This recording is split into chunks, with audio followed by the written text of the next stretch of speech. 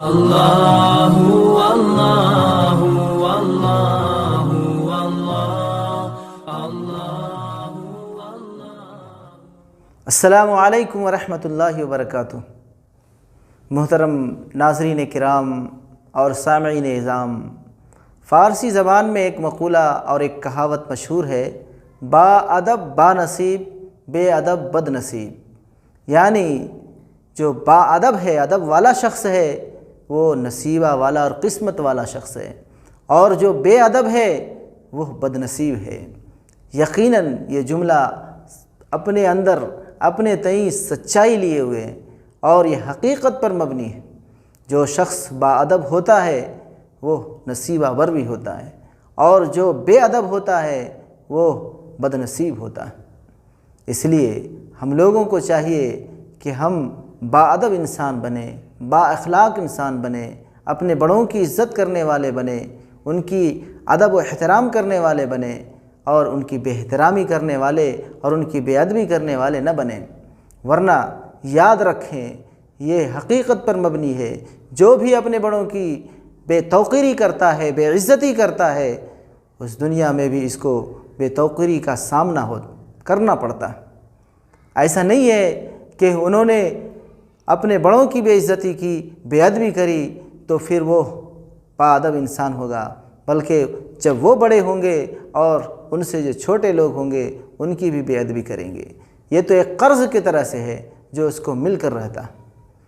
چنانچہ ایک واقعہ آپ کو سناتا ہوں۔ ایک بزرگ گزرے ہیں، حضرت بہلول دانا رحمۃ اللہ علیہ۔ ایک مرتبہ وہ اللہ کے ذکر میں، اللہ کے فکر میں بیٹھے ہوئے تھے تو ایک تاجر اس کے پاس سے گزر رہا تھا۔ تو انہوں نے دیکھا کہ حضرت بہلول دانا رحمۃ اللہ علیہ بیٹھے ہیں، اللہ والے ہیں، بزرگ ہیں، اللہ کے ولی ہیں، لیکن ان کی حالت ایسے رہتے تھے، اللہ کی یادوں میں مست کہ دیوانے جیسے لگتے تھے۔ اس لیے لوگ اس سے مذاق بھی کر لیا کرتے تھے، لوگ سمجھتے نہیں تھے کہ اتنے بڑے پہنچے ہوئے انسان ہیں۔ بہرحال انہوں تو سمجھے کہ اللہ والے ہیں، ان کے پاس آئے، ادب سے بیٹھ گئے، احترام سے بیٹھ گئے، اور بڑے ادب و احترام کے ساتھ ان سے پوچھا کہ حضور والا، میں ایک تاجر ہوں، میں کس چیز کی تجارت کروں کہ ہمارے تجارت کے اندر برکت ہو اور دن دگنی چوگنی خوب ہمارا تجارت ترقی کرے۔ حضرت بہلول دانا رحمۃ اللہ علیہ نے ان کو کہا کہ تم فلاں کلر کا، فلاں رنگ کا کپڑا خرید لو۔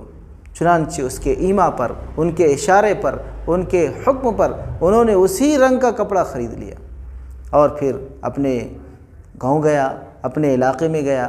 وہاں جو بادشاہ تھا یا امیر ترین شخص تھا، انہوں نے اعلان کیا کہ اس کلر کا، فلاں کلر کا، فلاں رنگ کا جس کے پاس بھی کپڑا ہو وہ مجھے بیچ دے، میں اس کو منہ مانگے دام دوں گا۔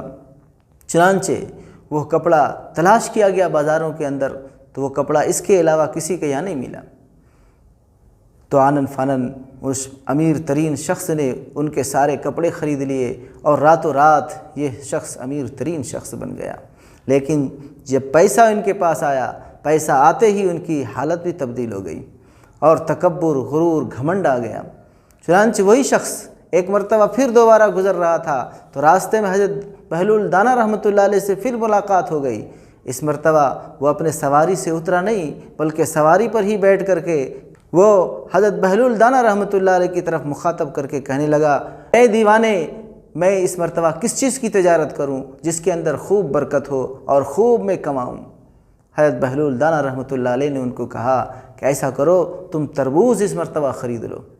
چنانچہ ان کے کہنے پر انہوں نے تربوز، بہت سارے تربوزیں خرید لی۔ اب کیا تھا، تربوز کے کوئی بھی خریدار نہیں آئے۔ تھوڑے دن کے بعد وہ سارے تربوز خراب ہو گئے۔ اب ان کے پورے جو سرمایہ تھے، انہوں نے جو لگایا تھا، پورا سرمایہ ڈوب گیا، اس کا تجارت ستیہ ناش ہو گیا۔ جہاں امیر ہوا تھا فوراً ہی وہ غریب بھی ہو گیا۔ چنانچہ وہ شخص پھر حضرت بہلول دانا رحمۃ اللہ علیہ کے پاس آیا اور کہنے لگا، یہ آپ نے کیا کیا کہ ہم سے ایسی چیز خریدوائی جس کے اندر کچھ منافع نہیں بلکہ پورا کے پورا برباد ہو گیا۔ حضرت بہلول دانا رحمۃ اللہ علیہ نے ان سے کہا کہ یہ میں نے کچھ نہیں کروایا، تمہارے یہ الفاظ کا نتیجہ ہے۔ جب تم پہلی مرتبہ آئے تھے، بڑے ادب کے ساتھ آئے تھے، بڑے اخلاق سے آئے تھے، اس لیے اللہ تبارک تعالیٰ نے تمہاری تجارت کے اندر برکت عطا فرمائی۔ لیکن جب دوسری مرتبہ تم آئے، تمہارے حالت کے اندر تبدیلی تھی، تمہارے حالت کے اندر تغیر تھا، تم گھمنڈ میں تھے، تم تکبر میں تھے، اور تم نے بے ادبی کا مظاہرہ کیا، جس کی وجہ سے اللہ تبارک تعالیٰ نے تمہاری تجارت کا ستیہ ناش کر دیا، غارت کر دیا۔ میرا اس میں کوئی قصور نہیں ہے۔ تو آپ نے دیکھا کہ دیکھیے ادب کرنے سے ان کے تجارت کے اندر کس طرح سے برکت ہوئی، اور جب انہوں نے اس کے برعکس بے ادبی کا مظاہرہ کیا تو اللہ تبارک تعالیٰ نے کس طرح اس کی تجارت کا غارت کر دیا، ستیہ ناش کر دیا۔ اس لیے اے لوگو، ہم بھی با ادب بنیں، با اخلاق بنیں۔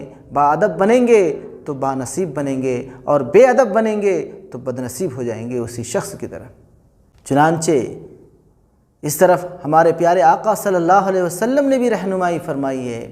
چنانچہ ایک حدیث ہے جس کا مفہوم ہے، آپ صلی اللہ علیہ وسلم نے فرمایا، جو شخص ہمارے بڑوں کی عزت نہ کرے اور ہمارے چھوٹوں پر رحم نہ کرے وہ ہم میں سے نہیں ہے۔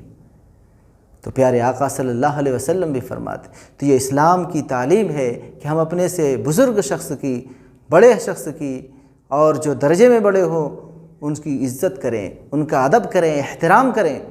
چنانچہ جیسے ہمارے اساتذہ کرام ہوتے ہیں، ہمارے والدین ہوتے ہیں، اور پھر ہمارے رشتہ دار کے آس پڑوس کے جو بڑے ہوتے ہیں، ہم ان سب کی عزت کریں، ان کا احترام کریں، ان کی تعظیم کریں، ان کے ساتھ بدسلوکی نہ کریں، ان سے ادب و احترام کے ساتھ بات چیت کریں۔